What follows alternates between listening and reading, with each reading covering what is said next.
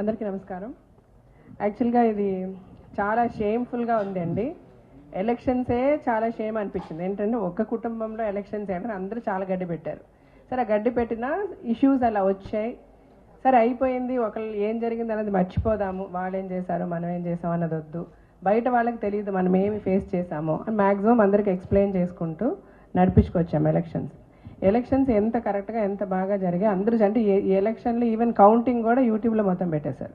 So everything was so transparent. ఇంత ట్రాన్స్పరెంట్గా జరిగిపోయిన తర్వాత, వాళ్ళు ఓడిపోయిన తర్వాత, ఇంక ఇప్పుడు నిన్న యాక్చువల్గా ఏదో సిచ్యువేషన్లో పరుచూరి గోపాలకృష్ణ గారితో మాట్లాడాను నేను ఈ సంతకాల గురించి. దేనికి వస్తే ఎప్పుడు స్వారింగ్ ఇన్ సెరమనీ అన్నారు ఆయన. సార్ 22nd అనుకుంటున్నాం డైరెక్టర్ గారు, 22nd ఫిక్స్ చేస్తాము అని చెప్పా. చెప్తే 22nd వరకు ఎందుకు ఆగుతున్నారు మీరు, వెంటనే చేసేసి ఉండొచ్చు కదా, చాలా ఇష్యూస్ వస్తాయి, సంతకాలని అదని ఇదని, మీరు వర్క్ చేయాలంటే చాలా ప్రాబ్లం అవుతుంది కదా అన్నారు ఆయన. అంత because is a senior man, ఆయనకి తెలీదా.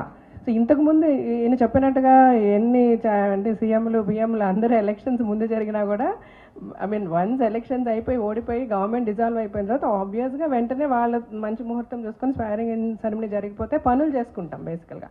అదే సదుద్దేశంతో మనందరం ఒకటైపోయాం అన్న ఒకే ఒక ఫీలింగ్తో మేము చాలా సిన్సియర్గా పనిచేసేసాం. పొద్దున్న 10:30 గంట వచ్చి ఆఫీస్లో కూర్చొని నేను నరేష్ షూటింగ్ ఉన్నాయి ఎన్ని లాక్కొచ్చి మేజర్ థింగ్స్ ఫైల్స్ రీల్స్ అన్ని బట్టి ఎల్ఐసి ఇది చూసాను, లైఫ్ ఇన్సూరెన్స్ చూసి చాలా టెన్షన్ పడ్డాం అందరం. సో బేసికల్గా దట్ సంథింగ్ వెరీ ఇంపార్టెంట్ కదా. ఏ క్షణంలో ఎలా జరుగుతుందో తెలియదు. ఎలక్షన్స్ వస్తాయి, ఎప్పుడున్నా ముందున్నా అనుకున్నా కొన్ని జరగాల్సినవి జరిగిపోవాలి.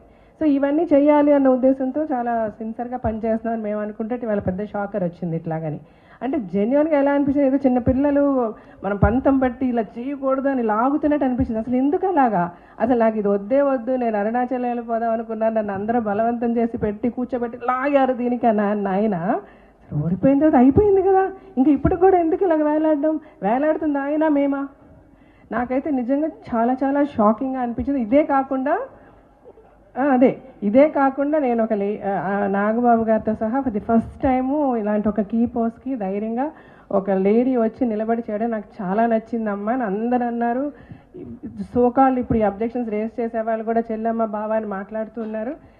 నా గురించి కూడా, నా ఎలిజిబిలిటీ గురించి కూడా మాట్లాడాల్సిన అవసరం వచ్చింది టు ద ఎలక్షన్ ఆఫీసర్. ఏంటి after me winning, after so many people realising and telling so you are the right person అని చెప్పిన తర్వాత కూడా ఇప్పటికి కూడా నా ఎలిజిబిలిటీ గురించి మాట్లాడాల్సిన అవసరం ఏముంది అంటే, ఇవన్నీ ఆలోచిస్తే ఇప్పుడు రాజశేఖర్ గారు అన్నట్టుగా రేపు ఏప్రిల్లో వాళ్ళు చెప్పిన టైంకే పోనీ మనం 10 రోజుల తర్వాత స్వేరింగ్ ఇన్ చేసిన తర్వాత కూడా ఎన్ని ఇష్యూస్ తీసుకొస్తారో అన్న ఫియర్ అయితే వస్తుంది మాకు. ఇప్పుడు యాక్చువల్గా ఇది ప్రెస్ మీట్ ఎందుకండి, ఏదో మీలో మీరు మాట్లాడుకోవచ్చు కదా అంటే, ఇప్పుడు ఇది ఇలా వదిలేస్తే రేపు ఇంకా ఎంతవరకు వెళ్తుందో. So we really want to put an end to this. This is not a drama, this is not a game. సిన్సియర్గా we come to work. So మేము వర్క్ చేయడానికి మీకు ఇబ్బంది ఉంటే ముందే చెప్పేయండి, సో దట్ అట్లీస్ట్ మేము అందరికీ నమస్కారం పెట్టి అమ్మ మేము పని చేయాలనుకుంటున్నాం, మమ్మల్ని లాగుతున్నారు, మేము చేయలేకపోతున్నాం, మేము వెళ్ళిపోతామని చెప్పేస్తాం. వద్దు కదా, ఎందుకట్లా. So we're not ready for fight.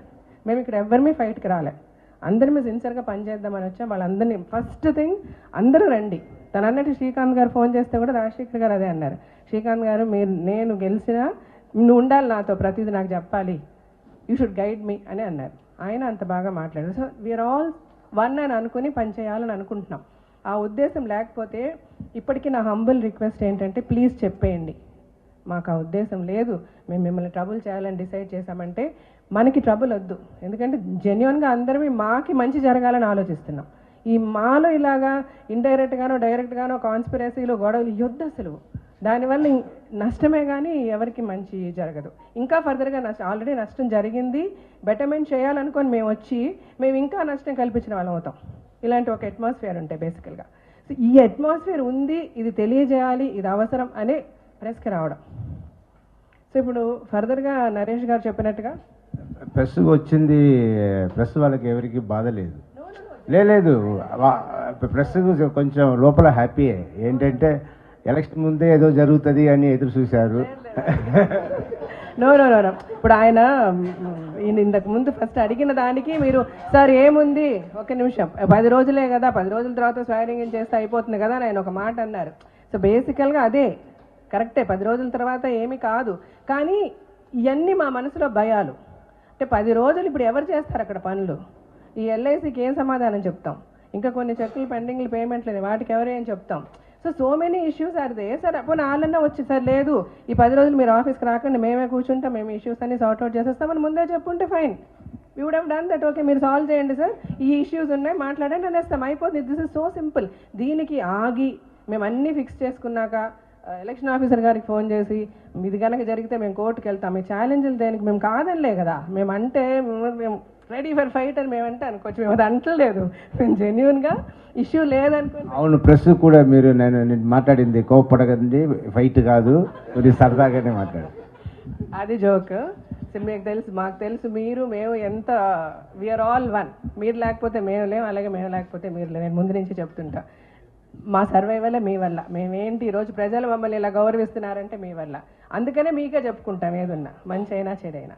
So బేసికల్గా ఇది అంటే ఆయన అన్నదానికి సమాధానం ఎందుకు మాట్లాడాల్సి వచ్చిందని, అలాగే పెద్దవాళ్ళతో కూడా మాట్లాడాం, డిస్కస్ చేసాం. వాళ్ళన్న కొన్ని మాటలు ఇప్పుడు మేము చెప్పలేం. సో బేసికల్గా అందరూ మాకు సపోర్ట్ చేస్తూనే ఉన్నారు, అందరూ మేము చేసేది కరెక్ట్ అనే అంటూనే ఉన్నారు. అందుకని ఇంత ధైర్యంగా మేము ముందుకు వచ్చి మాట్లాడగలుగుతున్నామంటే వీ నో వీఆర్ రైట్. మా వెనక పెద్దవాళ్ళందరూ మేము రైట్ అనే చెప్పారు. But even then it's must that the people should understand what's happening. ఆయనకు కూడా మేము ఎందుకు వచ్చామని తెలియాలని నేను సమాధానం ఈ టాపిక్ తీసుకొచ్చాను. ఇప్పుడు నరేష్ గారు అన్నట్టుగా డెసిషన్ పెద్దవాళ్ళకే వదులుతాం. మేము ఆల్రెడీ చెప్పాం, మేము ఆల్రెడీ చెప్పాం, వాళ్ళు మాట్లాడుతున్నారు. పెద్దవాళ్ళకి వదిలేసి వాళ్ళు ఎప్పుడు మమ్మల్ని స్వేరింగ్ చేయమంటే అప్పుడే స్వేరింగ్ చేస్తాము. కానీ సైమల్టేనియస్లీ మేము ఇష్యూస్ అన్నీ కూడా చెప్పాము. So let them take a decision. But this we want everybody to know. ఎందుకంటే రేపు this kind of a thing should not repeat. ఇప్పుడు దీనికి ఒక సొల్యూషన్ వచ్చాక ఆలోచిస్తారు కదా వాళ్ళు మళ్ళీ మమ్మల్ని ఇబ్బంది పెట్టడానికి. సో ఫర్దర్గా వద్దు, ఏదన్నా డైరెక్ట్ మాట్లాడుకుందాం, డైరెక్ట్గా డెసిషన్ తీసుకుందాం, డైరెక్ట్గా డిస్కస్ చేసుకుందాం. We are open for it. మీరు కూడా ఓపెన్గా రండి. అప్పుడే ఒక హెల్దీ అట్మాస్ఫియర్ క్రియేట్ అవుతుంది, హెల్దీగా ఈ నిలబడుతుంది. Thank you so much.